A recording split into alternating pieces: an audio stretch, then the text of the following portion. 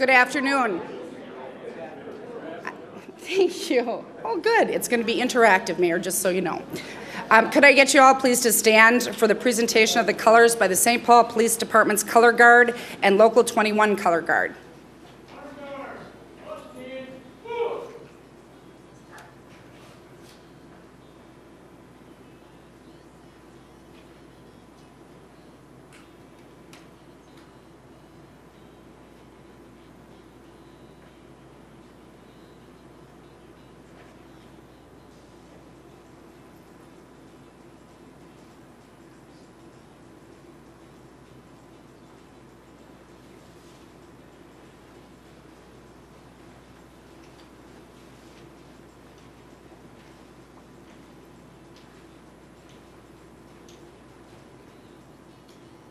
Center, peace.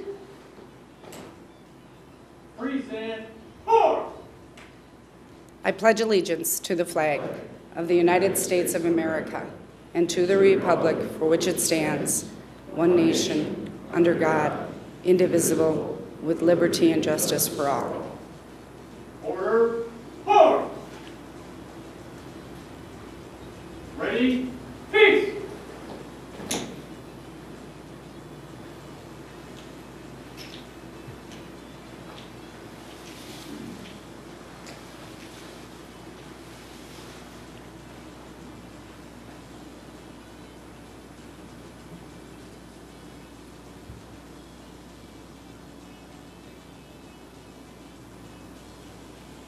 Thank you. Please have a seat.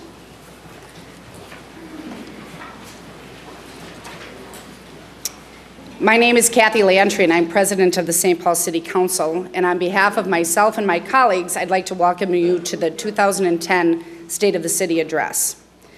One of the best parts of being the City Council president, and there aren't a whole lot of them, is that I get the responsibility of serving as MC for great events like this in the city. And I regularly get the honor of introducing our Mayor, Chris Coleman. When I thought about my introduction for the mayor for today's speech, I reflected back on the year that has passed since we last gathered for our State of the City address. Clearly, it's been a year of challenges, both for the mayor and the city as a whole.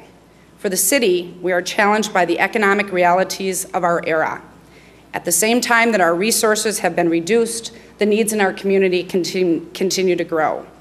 Every day, we are forced to develop new, more effective and more cost-effective ways to provide vital services to our residents.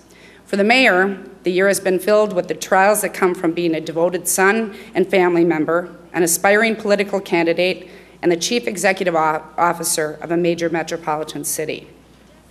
For many, the volume and variety of these challenges might seem overwhelming and legitimate reasons to take a pass, chart an easier path, or throw in the towel. However, Mayor Coleman always seems to rise to the challenge, meets the trials head on, and sets a course that looks towards the future. That is why my colleagues and I find working with him to be a successful collaboration. We all care deeply about the future of St. Paul and are ready to take on the next big challenges. Perhaps that is why Mayor Coleman was named Best Mayor by City Pages.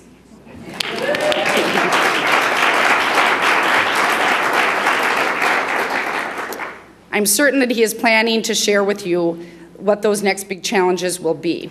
I also wanted to let you know that immediately following the mayor's speech, there will be tours available of the new habitat for Buzz and Neil, the new polar bear exhibit, and you can gather in the outside room when we're done. So without further ado, I'm pleased to introduce to you Mayor Chris Coleman.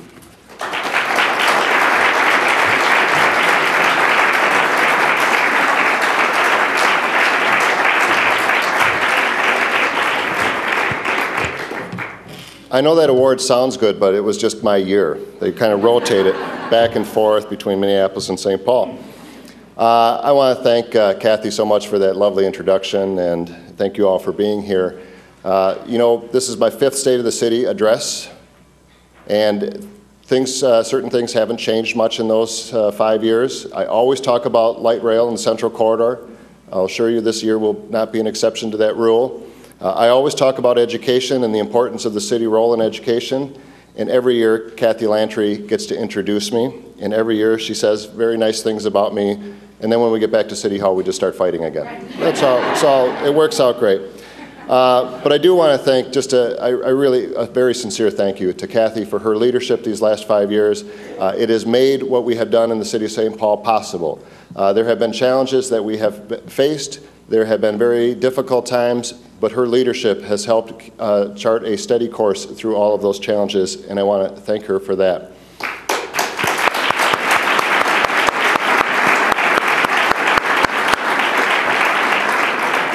I also want to thank my wife Connie and my mother and father-in-law, Jim and Jan, for being here today. As many of you know, this has been a rough start to a year for the Coleman family, but the strength of our family has always helped us through. The presence and love and support of everyone in my family has always been there. I miss my mother today, who usually attended these events. She loved Coleman. She would have loved to have been out here. She loved to walk around the lake. She loved to take grandchildren to the zoo, and she would very much have been here today. I think what she would have said, though, is, are you sure you wanted a sloth at the, is that really the message you wanted to send on your State of the City address? I'm not sure. I do welcome you all to Como. I love this place. I love this place. And yesterday, as I got a tour, I liked being with Justin Morneau. That was kind of cool. But but to see the new exhibit for Buzz and Neil just renewed my love for this facility. We're here to celebrate all of the accomplishments of Como. We're here to celebrate the new investments that are being made here today. We have the Polar Bear Odyssey that will soon be open to the general public.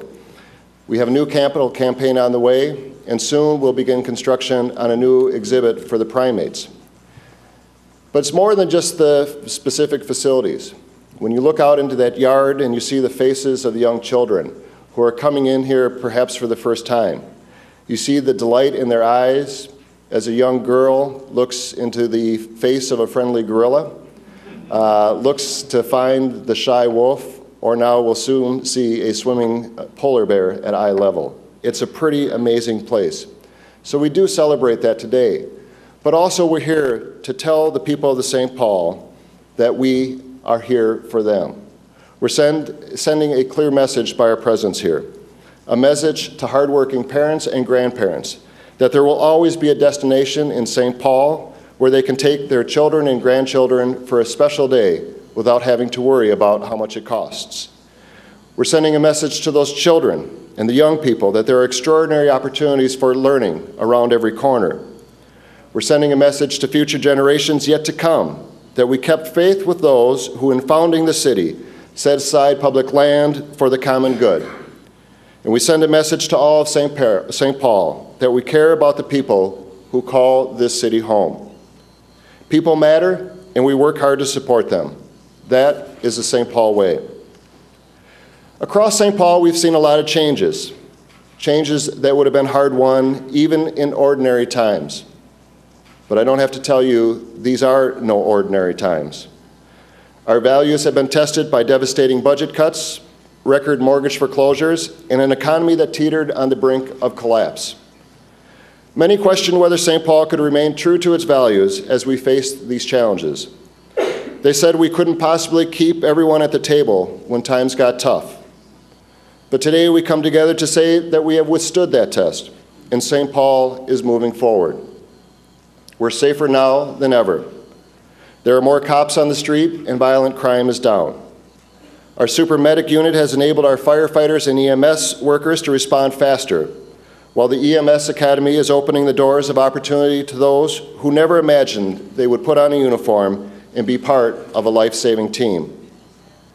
In spite of the struggling economy, we've seen $400 million in expansion in our healthcare sector. We retained 400 jobs at Rock 10. Xcel Energy Center opened their new Highbridge plant. IBS, Cray, and Microsoft brought new jobs and economic vitality to St. Paul. And the First National Bank building received a $20 million upgrade.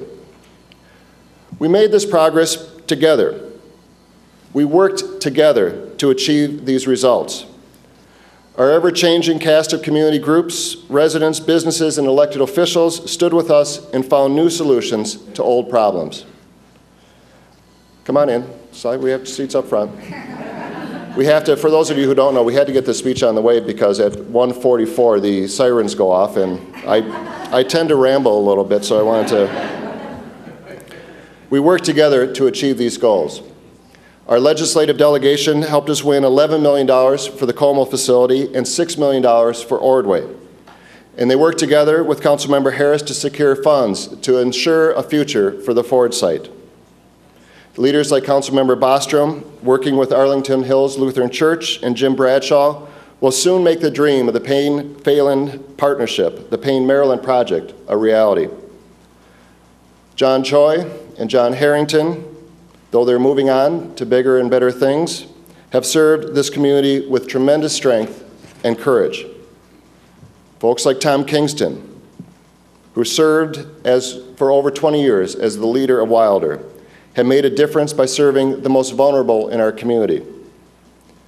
And our dear friend, Katie McWatt, who passed away this week, stood up for what was right and challenged us to do better and left a legacy for us all. To each of them, and to all of you too numerous to mention, I offer my thanks and the thanks of a grateful city for everything that you do to help move our community forward. It's true that these are no ordinary times, but that phrase itself suggests a sea of troubles and challenges. We should instead understand that we are in extraordinary times, and these times are filled with endless opportunities to seize. We've led the way through the recession by aligning our policies with the knowledge that St. Paul is not an island. Regionalism is more than just a think tank buzzword. It helps us see that our fate is tied just as closely with Minneapolis, Eagan, or Woodbury as theirs is with ours. Through the lens of regionalism, we now understand that the Central Corridor is not just a St. Paul project, but a critical link in a transportation network stretching from St. Cloud to Winona and even on to Chicago via high-speed rail. If I need to talk to you more about the Central Corridor and how important that project is for the city of St. Paul, seriously, folks, you haven't been listening for the last 4 years. Do I need to explain this to anyone? Despite all of the challenges, despite all of the hurdles that we have faced over these years, our partners at the Met Council and the Federal Transit Administration have kept this project on schedule. They've been assisted in that effort not only with the leadership of Chairman Bell, but of our friend Commissioner Jim McDonough and Commissioner Peter McLaughlin over in Hennepin County. As we speak, utilities are being moved downtown, and in a matter of weeks, think about that, we will begin construction on the streets near the Capitol, laying track just east of that building. Next year, we'll complete major construction on University Avenue between Westgate Drive and Hamlin Avenue, with the stretch between Hamlin and the Capitol slated for 2012. Those simple statements belie years of designing, engineering, community engagement, construction, and planning. They don't give sufficient credit to all of those, such as Councilmembers Stark and Carter, who are working to ensure that small businesses receive the support that they need during the construction phase and that the critical parking issues are resolved. When we began this process 4 years ago, we knew that constructing a transit line was only the beginning of the story. We made a pledge to the community that as we build the rail line, we would also build the community around it. That challenge has both shaped our work and defined a new regional conversation. In St. Paul, we've taken on the lion's share of the responsibility for the additional investment required for effective community development. We allocated $17 million to improve the streetscapes and add stations that will be the platform for new and existing businesses to grow. We put together $2 million to mitigate the loss of on-street parking. And we've added another $2 million from state assistance to bank land for affordable housing. But as LRT rolls along revitalized University Avenue, it will roll into the heart of a neighborhood that has found new life in recent years. Lower Town is a solid entertainment district featuring some of the best events in the city: Concrete and Grass, the Jazz Festival, music in Mears Park. New bars like Bin will soon be joined by Lenny Russo, famed chef of Heartland, who is bringing a restaurant, wine bar, and food market to Lower Town.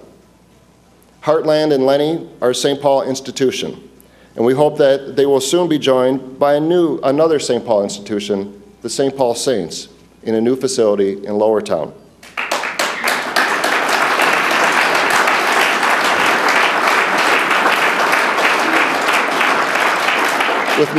With my new regional hat, even the St. Paul mayor can admit I like the new Twin Stadium. I particularly like the team's 11-3 start. But we don't aspire to be as large, as costly, or as loud as Target. It's okay. That's Minneapolis. We're St. Paul. Our vision is of a regional ballpark that will do for Lowertown what XL did for Seven Corners. It'll be a home for new families who will still be able to get a ticket for less than $10. It'll be a home for high school players who want to fulfill their dreams of a state championship. We'll continue to fight for this facility that will also mean a new chapter for the St. Paul Saints. The hundreds of thousands of visitors that this facility will bring into downtown will extend the vitality that the Wild and the XL bring to Seven Corners. While we have all celebrated the success of the X, even there, we cannot afford to stay static. We'll continue to push to build the Pond, a facility that will complement the activities at the X, while at the same time fighting to ensure the economic vitality of the entire complex. I want to thank our new partner in this effort, Craig Leopold, who, while I'm sure would rather be preparing for a Wild playoff game, joins us here today and has been an incredible champion for all of our efforts in downtown. Craig, thank you for your efforts.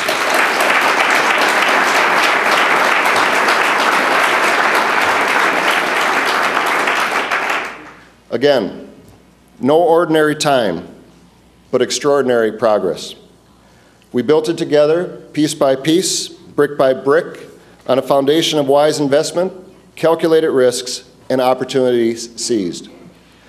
To continue our momentum, we must seize the opportunity before us to move the Penfield project forward. Shifting economic sands have led to long delays and many changes to this project.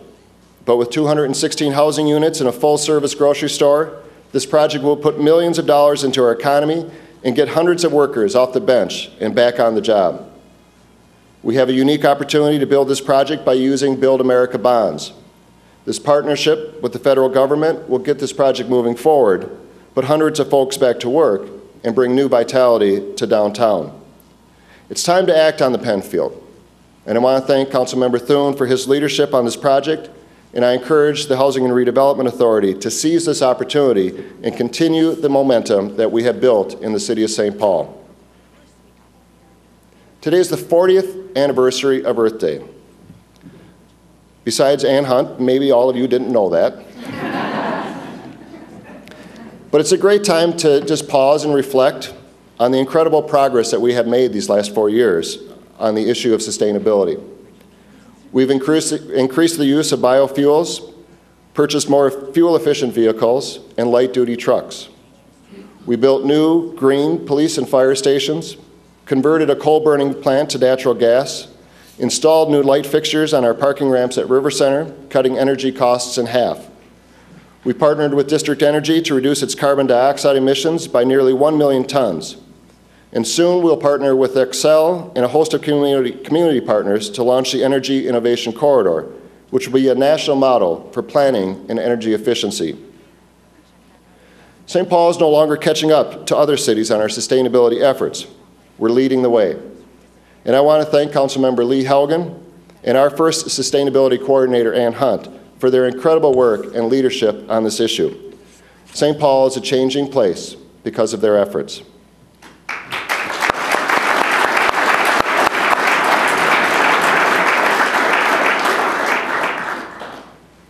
From the very first days of my administration, we have made education our #1 priority.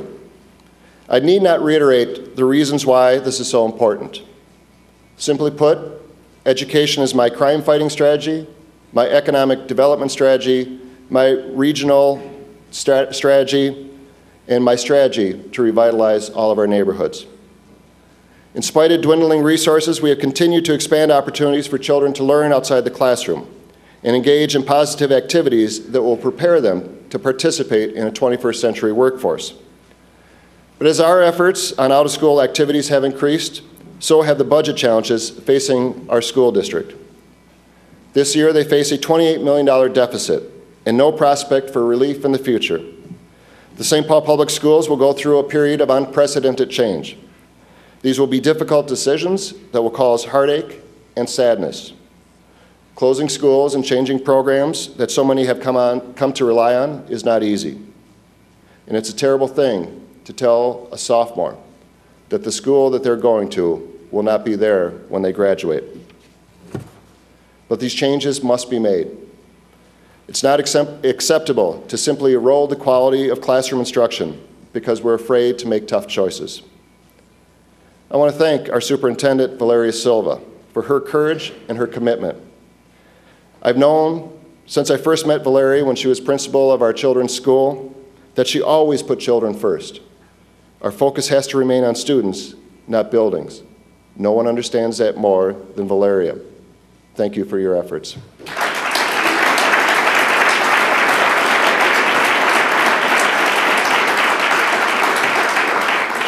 And I want to just take a minute to thank our school board members. You've got tough work in front of you. This is going to be hard, but we know what's right. Let's do it. The district is going to struggle, as the city has struggled over these years with budget problems. But we have to find new ways to partner with all of you.